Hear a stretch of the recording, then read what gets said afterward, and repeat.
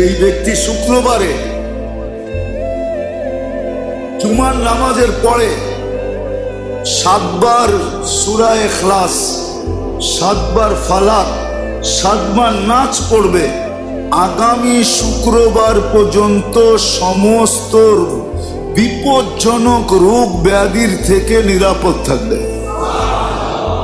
হাদিসে আছে। আর যদি আরো 7 বার সূরা ফাতিহা মিলায় নেয় তাহলে পুরো সপ্তাহ নিরাপদ থাকবে। তো থাকবে, পিছনে সব গুনাহ মাফ হয়ে যাবে।